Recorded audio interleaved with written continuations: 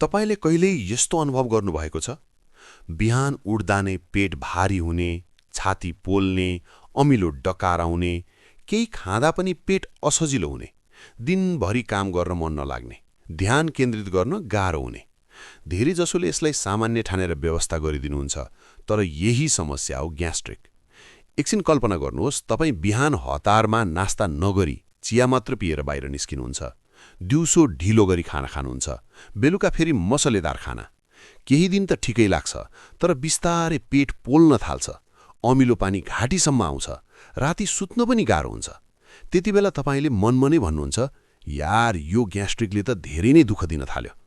धेरैजसो मानिसहरू यही अवस्थामा सिधै औषधि खान थाल्नुहुन्छ। कहिलेकाहीँ औषधिले आराम त दिन्छ, तर केही दिनपछि समस्या फेरि दोहोरिन्छ, किनभने ग्यास्ट्रिकको जड हाम्रो दैनिकी र खानपानसँग जोडिएको हुन्छ। जब पेटको भित्री भागमा जलन हुन्छ, सुन्निन थाल्छ, तब ग्यास्ट्रिक सक्रिय हुन्छ। अब यहाँ एउटा राम्रो कुरा के छ भने, ग्यास्ट्रिक सधैँ औषधिबाट मात्र नियन्त्रण गर्नुपर्छ भन्ने छैन। यदि तपाईँले केही कुरा समयमै सुधार गर्नुभयो भने, केही सरल घरेलु उपाय अपनाउनु भयो भने ग्यास्ट्रिकलाई बिस्तारै शान्त बनाउन सकिन्छ, बिसो बनाउन सकिन्छ। आजको यो भिडियोमा म तपाईँलाई कुनै गाह्रो कुरा सिकाउन लागेको छैन, न महँगो उपचार, न जटिल नियम, केवल 5 वटा सजिला घरेलु उपाय, जुन तपाईँले घरमै आफ्नै भान्सामा सजिलै अपनाउन सक्नुहुन्छ। यी उपायहरू तपाईँले नियमित रूपमा गर्नुभयो भने पेटको जलन कम हुँदै जान्छ, अमिलोपन घट्छ र पाचन प्रणालीलाई आराम मिल्न थाल्छ। त्यसैले कृपया यो भिडियो अन्त्यसम्म धैर्यपूर्वक हेर्नुहोस्। तपाईँको पेटको स्वास्थ्य सुधार गर्न सानो परिवर्तनले ठूलो फरक पार्न सक्छ। अब सुरु गरौँ ग्यास्ट्रिक बिसो बनाउने 5 असरदार घरेलु उपायहरू। 1. Anti inflammatory diet. अब हामी सबैभन्दा महत्त्वपूर्ण उपायबाट सुरु गरौँ। त्यो हो सही खानपान। धेरैजसो अवस्थामा ग्यास्ट्रिकको जड हाम्रो औषधिमा होइन, हाम्रो प्लेटमा हुन्छ। तपाईँले के खानुहुन्छ, कति खानुहुन्छ र कसरी खानुहुन्छ, यही कुराले ग्यास्ट्रिक बिग्रन्छ कि बिसो बन्छ भन्ने निर्णय गर्छ। अब एउटा सानो उदाहरण सोच्नुहोस्। यदि तपाईँको हातमा सानो घाउ छ र त्यसमाथि दिनदिनै नुन खुर्सदी परिरह्यो भने त्यो घाउ कहिल्यै निको हुन्छ? हुँदैन नि, उल्टै झन् पोल्छ, सुन्निन्छ।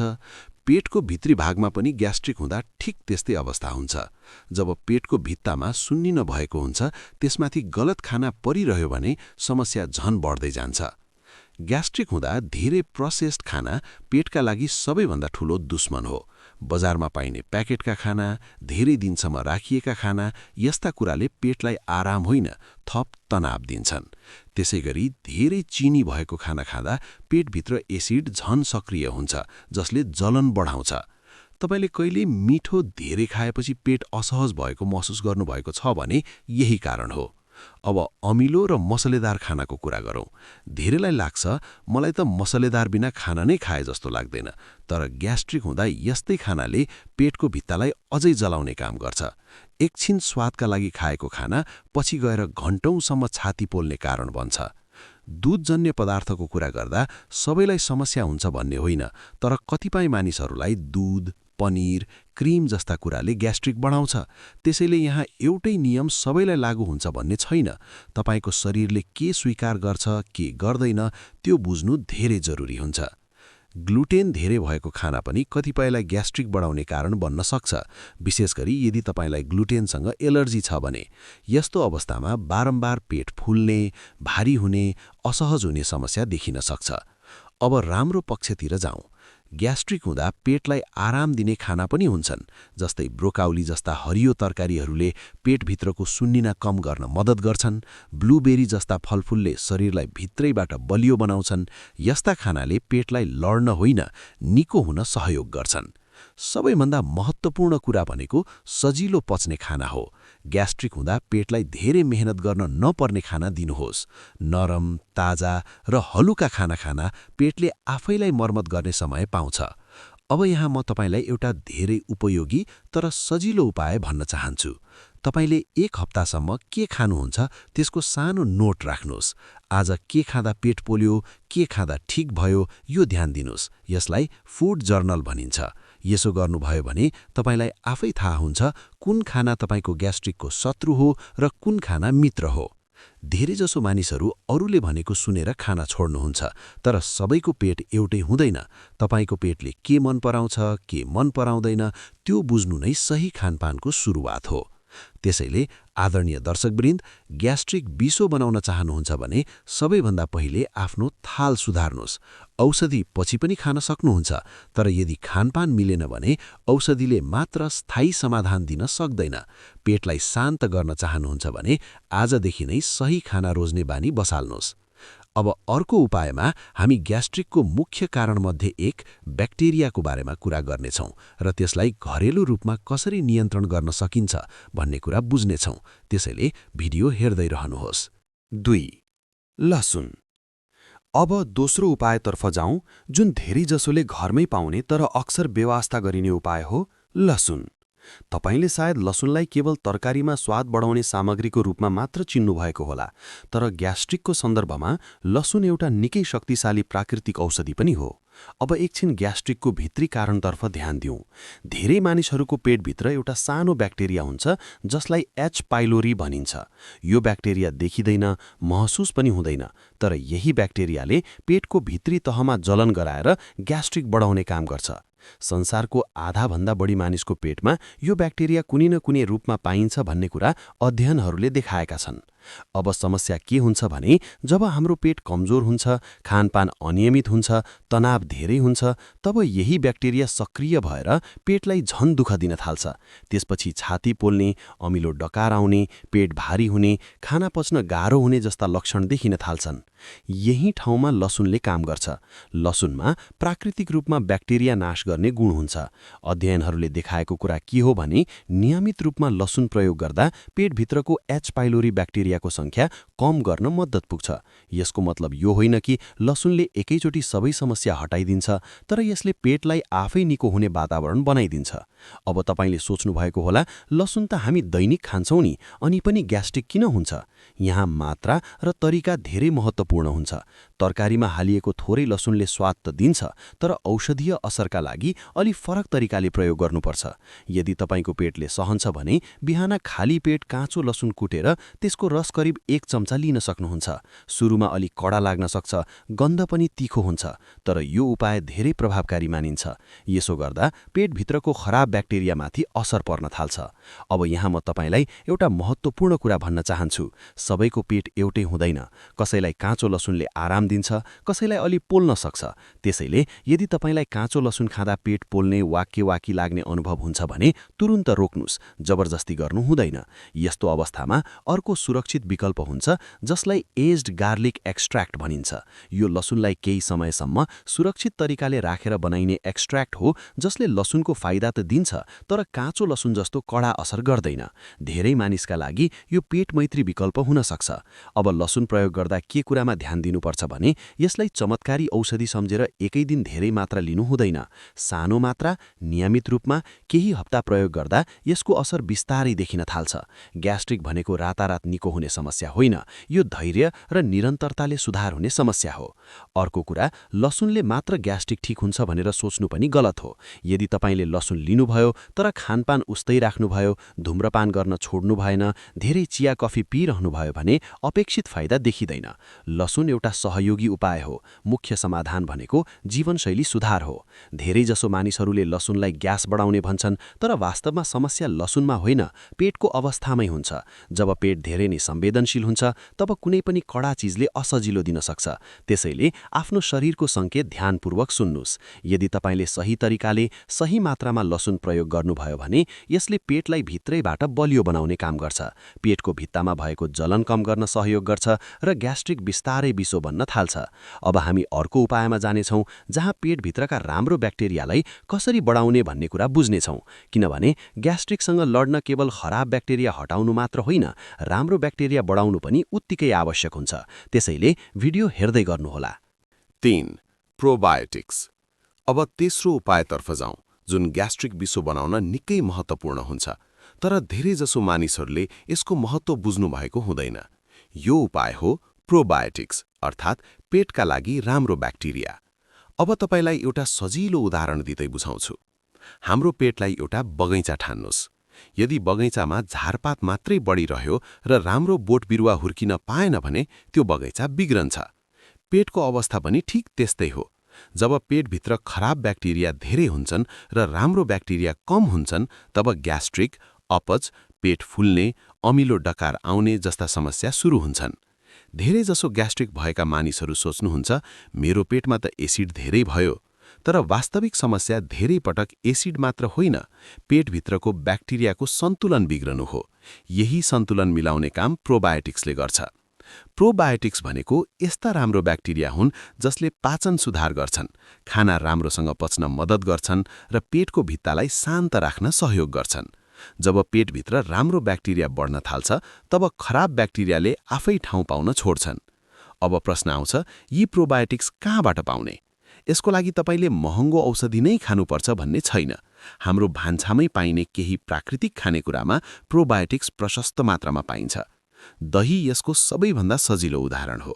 सही समयमा, सही मात्रामा दही खाँदा यसले पेटलाई निकै फाइदा पुर्याउँछ। दहीले पाचनलाई शान्त बनाउँछ, पेटको जलन कम गर्छ र ग्यास्ट्रिकको असर बिस्तारै घटाउन मद्दत गर्छ। तर यहाँ एउटा कुरा ध्यान दिनु आवश्यक छ, दही सधैँ दिउँसो खानु राम्रो हुन्छ।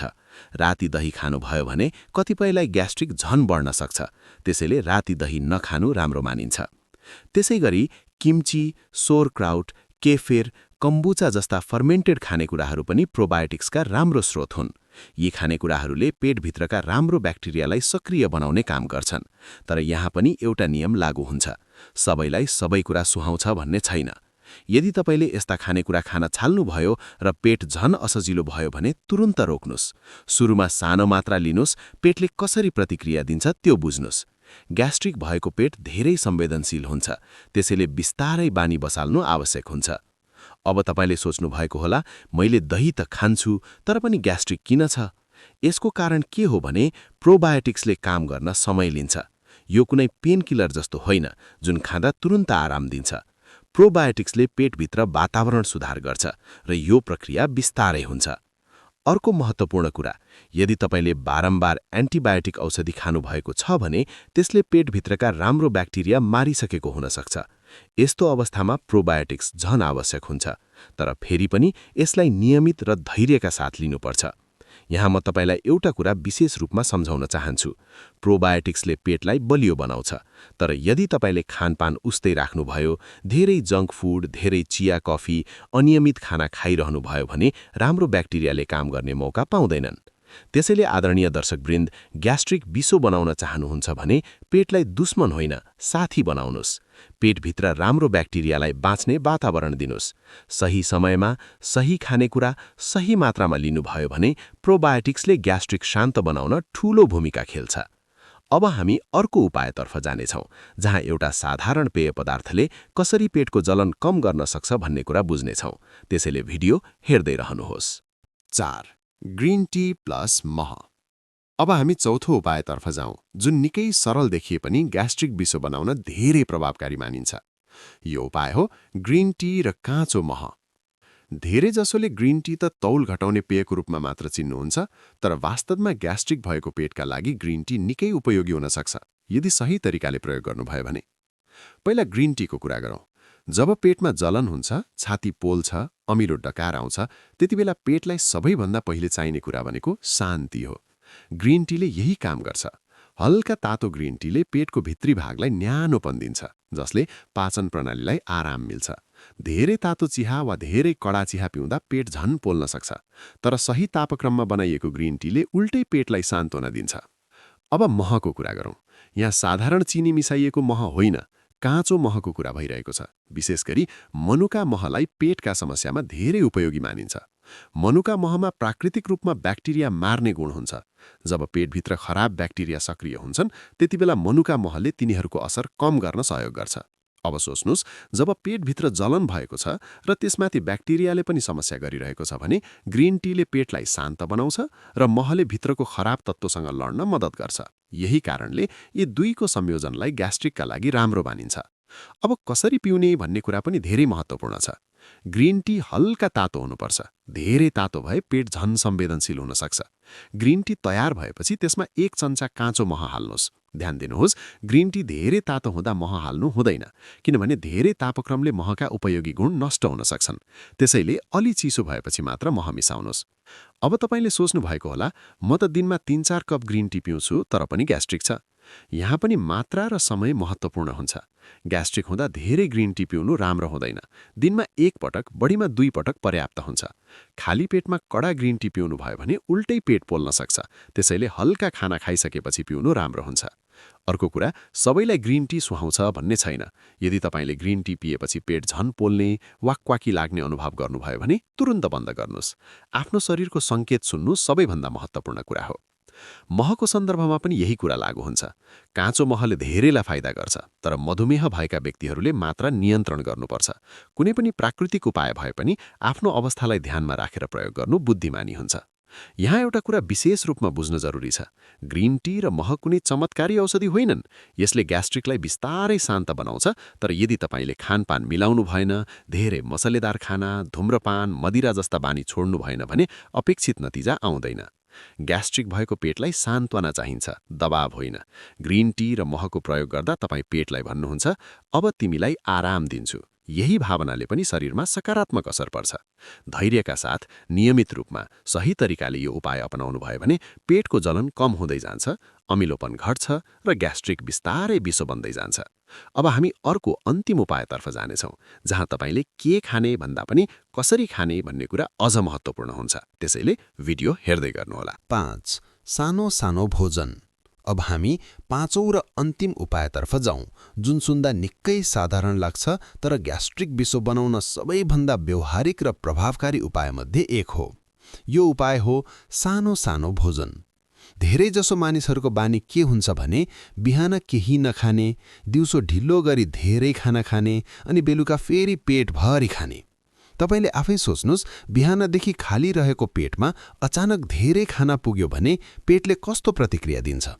पेटलाई त्यो सबै खाना एकैचोटि पचाउन निकै मेहनत गर्नुपर्छ। यही मेहनतले पेटमाथि दबाव बढ्छ र ग्यास्ट्रिक झन सक्रिय हुन्छ। पेट पनि हाम्रो शरीरको एउटा अङ्ग हो, मसिन होइन। जब हामी धेरै खाना एकैचोटि हालिदिन्छौँ, पेट थाक्छ। थाकेको पेटले राम्रोसँग काम गर्न सक्दैन। त्यसपछि खाना ढिलो पच्छ, एसिड धेरै बन्छ, पेट फुल्छ, छाती पोल्छ। यिनै लक्षणलाई हामी ग्यास्ट्रिक भनेर चिनिरहेका हुन्छौँ। अब तपाईले याद गर्नुभएको होला, जब तपाईले थोरै थोरै खाएर दिन बिताउनुहुन्छ, त्यस्तो दिन पेट धेरै हलुका महसुस हुन्छ। यो संयोग होइन। सानो सानो भोजन गर्दा पेटले सजिलै काम गर्न पाउँछ। पेटलाई आराम मिल्छ र पाचन प्रणाली सन्तुलनमा रहन्छ। सानो सानो भोजन भन्नाले दिनभरि केही न केही खानु हो भन्ने होइन। यसको अर्थ भनेको पेटले सजिलै पचाउन सक्ने मात्रा सही समयमा लिनु हो। 2-3वटा ठूलो मिल खानुभन्दा दिनमा 5-6 पटक सानो मिल खानु पेटका लागि धेरै राम्रो हुन्छ। यसो गर्दा पेट लामो समयसम्म खाली पनि रहँदैन र एकैचोटि धेरै बोझ पनि पर्दैन। ग्यास्ट्रिक हुँदा लामो समय खाली पेट बस्नु पनि समस्या हो। पेट खाली हुँदा पनि एसिड बन्ने गर्छ। त्यो एसिडले पेटकै भित्तालाई जलाउन थाल्छ। त्यसैले धेरै घण्टा केही नखाई बस्नु हुँदैन। बिहान हल्का नास्ता, दिउँसो सन्तुलित खाना, बेलुका हल्का भोजन, बीचबीचमा फलफुल वा हल्का खाजा लिनु राम्रो हुन्छ। यहाँ एउटा वास्तविक जीवनको उदाहरण लिऊँ। एउटा आगो सोच्नुहोस्। यदि आगोमा एकैचोटि धेरै दाउरा हाल्नुभयो भने आगो निभ्न पनि सक्छ, धुवाँ पनि धेरै आउँछ। तर बिस्तारै आवश्यक मात्रामा दाउरा हाल्नुभयो भने आगो राम्रोसँग बलिरहन्छ। पेटको आगो अर्थात् पाचन आगो पनि ठिक त्यस्तै हो। सानो सानो भोजन गर्दा पेटलाई सन्तुलन मिल्छ, एसिड नियन्त्रणमा रहन्छ, ग्यास बन्ने सम्भावना कम हुन्छ, पेट फुल्ने, भारी हुने जस्ता समस्या बिस्तारै घट्न थाल्छन्। अब अर्को महत्त्वपूर्ण कुरा, सानो सानो भोजनसँगै कसरी खाने भन्ने कुरा पनि ध्यान दिनु आवश्यक छ। हतार हतार नखानुहोस्, राम्रोसँग चपाएर खानुहोस्। खाना खाँदा मोबाइल टिभी हेरेर ध्यान भड्काउनु हुँदैन। जब तपाईँ शान्त भएर खानुहुन्छ, पेट पनि शान्त भएर काम गर्छ। रातिको खानाको कुरा गर्दा सकेसम्म सुत्नुभन्दा 2-3 घण्टा अगाडि खाना खानुहोस्। राति धेरै भारी खाना खानुभयो भने पेटलाई आराम गर्ने समय मिल्दैन। त्यसैले रातिको खाना हल्का, कम मात्रामा लिनु ग्यास्ट्रिक भएका व्यक्तिका लागि निकै उपयोगी हुन्छ। धेरैजसो मानिसहरू भन्छन् थोरै खाँदा त कमजोरी हुन्छ। तर सानो सानो भोजन भनेको कम खाना होइन, सही तरिकाले खाना हो। दिनभरि आवश्यक पोषण तपाईले पाउनुहुन्छ, तर पेटमाथि अनावश्यक बोझ पर्दैन। आदरणीय दर्शकवृन्द, ग्यास्ट्रिक विश्व बनाउन चाहनुहुन्छ भने पेटलाई कामको बोझ कम गर्नुहोस्, पेटलाई समय दिनुहोस्, आराम दिनुहोस्, सानो सानो भोजन गर्ने बानी बसाल्नुभयो भने तपाईले आफै केही दिनमै फरक महसुस गर्न थाल्नुहुन्छ। अब तपाईले ग्यास्ट्रिक विश्व बनाउने 5 उपाय बुझ्नुभयो। यी सबै उपायहरू सजिला छन्, घरमै गर्न मिल्ने छन्, तर प्रभावकारी छन्। यदि तपाईले धैर्यपूर्वक नियमित रूपमा यी उपायहरू अपनाउनु भयो भने ग्यास्ट्रिकलाई नियन्त्रणमा राख्न सक्नुहुन्छ। जीवनशैली परिवर्तन। अहिले हामी ग्यास्ट्रिकसँग सम्बन्धित एउटा अत्यन्तै महत्त्वपूर्ण विषयमा कुरा गर्नेछौँ, जीवनशैली परिवर्तन। यो कुरा धेरैले बेवास्ता गर्छन्, तर ग्यास्ट्रिक बिस्तारै बिग्रदा यहाँ हुने असर जीवनभरका लागि गम्भीर हुन सक्छ। तपाईलाई थाहा छ, ग्यास्ट्रिकले लामो समयसम्म दुखाएपछि कहिलेकाहीँ पेटको क्यान्सर समेत हुन सक्छ। यो कुरा सुनिन्छ भने डर लाग्न सक्छ, तर डराउनु पर्दैन। सही जीवनशैली अपनाएर हामी यस जोखिमलाई कम गर्न सक्छौँ। अब सोच्नुस्, तपाईको दैनिक बानीहरूले कति ठूलो असर गर्छन्। सबैभन्दा पहिले धूम्रपानलाई छोड्नु अत्यावश्यक हुन्छ। सिगरेटको धुवाँले पेटको भित्री तहमा झन बढी जलन ल्याउँछ। यो केवल ग्यास्ट्रिकलाई बिगार्दैन, तर पेटको स्वास्थ्य नै गम्भीर रूपमा खतरामा पार्छ। त्यस्तै मदिरा पनि ग्यास्ट्रिकको ठूलो दुश्मन हो। केही मानिसहरूलाई थाहा छैन, तर मदिराले पेटमा एसिड बढाउँछ र जलन बढाउन सहयोग गर्छ। ग्यास्ट्रिक भएको बेला मदिरा पिउनु भनेको जलेको घाउमा नुन हाल्नु जस्तै हो। एस्पिरिन र आइबुप्रोफेन जस्ता पेनकिलर औषधिहरू पनि धेरै प्रयोग गर्नु ठिक हुँदैन। यी औषधिहरूले पेटको भित्तालाई कमजोर बनाउँछन् र ग्यास्ट्रिक झन बिग्रन सक्छ। यदि तपाईलाई यी औषधिहरू प्रयोग गर्नु परेमा डाक्टरसँग सल्लाह लिनु अत्यावश्यक हुन्छ। अत्यधिक तनावलाई पनि ग्यास्ट्रिकको कारण मानिन्छ। जब हामी तनावमा हुन्छौँ, हाम्रो शरीरले एसिड बढी बनाउँछ र पेट संवेदनशील हुन्छ। त्यसैले तनावलाई कम गर्ने उपायहरू अपनाउन जरुरी छ, जस्तै योग, ध्यान वा रमाइलो गर्ने समय निकाल्ने। अब के गर्ने? तपाईलाई थाहा छ, केवल छोड्नै पर्ने बानीहरू मात्र होइन, सकारात्मक बानीहरू पनि बसाल्न आवश्यक छ। पहिलो, आफ्नो तौललाई नियन्त्रणमा राख्नुस्। बढी तौलले पाचन प्रणालीमाथि थप दबाव पार्छ र ग्यास्ट्रिक बिग्रन सक्छ। तौल नियन्त्रणका लागि स्वस्थ खानपान र नियमित व्यायाम जरुरी हुन्छ। दोस्रो, पर्याप्त निन्द्रा लिनुहोस्। राम्रो निन्द्राले हाम्रो शरीरलाई आराम दिन्छ र पाचन प्रणाली सन्तुलित रहन्छ। निन्द्रा कमीले पनि तनाव बढाउँछ र पेटलाई असर गर्छ। यस्ता साना साना परिवर्तनहरूले तपाईको पेटलाई ठूलो राहत दिन सक्छन्। जीवनशैली सुधार्नु भनेको केवल ग्यास्ट्रिक मात्र होइन, सम्पूर्ण स्वास्थ्य सुधार्ने उपाय हो। कहिले डाक्टर कहाँ जाने? हाम्रो पेट सम्बन्धी समस्या कहिलेकाहीँ सामान्य देखिए पनि कहिलेकाहीँ गम्भीर हुन सक्छ। त्यसैले ग्यास्ट्रिक भएको बेला कहिले डाक्टर कहाँ जानुपर्छ भन्ने कुरा बुझ्न अत्यन्त जरुरी छ। यदि तपाईलाई ग्यास्ट्रिकको समस्या 1 हप्ताभन्दा बढी समयसम्म ठिक भएको छैन भने यो चेतावनी हो। सामान्य ग्यास्ट्रिक केही दिनमै आराम हुन्छ, तर यदि लामो समयसम्म लक्षणहरू रहिरहन्छन् भने त्यो गम्भीर हुन सक्छ। सबैभन्दा खतरनाक कुरा भनेको, यदि तपाईलाई बान्तामा रगत आयो भने तुरुन्त डाक्टरलाई देखाउनु आवश्यक छ। बान्तामा रगत आउनु भनेको पेटको भित्तामा कुनै गम्भीर चोट वा अल्सर हुन सक्छ। यसलाई अनदेखा गर्नु हुँदैन। त्यस्तै यदि दिशामा रगत देखियो भने पनि तुरुन्तै विशेषज्ञ डाक्टरको सल्लाह लिनुहोस्। रगत देखिनु भनेको पनि ग्यास्ट्रिकका कारणले पेटको कुनै ठूलो समस्या हुन सक्ने संकेत हो। यस्ता अवस्थामा आफैले घरमै उपचार गर्ने प्रयास नगर्नुहोस्। ढिला नगरी तुरुन्त अस्पताल जानु अत्यन्त जरुरी हुन्छ। आदरणीय दर्शकवृन्द, पेटको स्वास्थ्यलाई गम्भीरतापूर्वक लिनुहोस्। साना लक्षणहरूलाई नजरअन्दाज गर्दा ठूलो समस्या हुन सक्छ। शरीरले दिनेको सन्देशलाई ध्यान दिनुहोस् र आवश्यक पर्दा विशेषज्ञसँग परामर्श लिन नहिचकिचाउनुहोस्। यदि तपाईलाई यो भिडियो उपयोगी लाग्यो भने कृपया लाइक, शेयर र सब्स्क्राइब गर्न नबिर्सनुहोस्। यसले हामीलाई अझ धेरै स्वास्थ्य सम्बन्धी सजिला र उपयोगी जानकारी तपाईहरूसम्म पुर्याउन मद्दत गर्छ। स्वास्थ्यका लागि सजिला उपाय र जानकारीहरू पाउनका लागि हाम्रो सजिलो डाक्टरसँग जोडिरहनुहोस्। तपाईहरूको साथ र समर्थनका लागि धन्यवाद।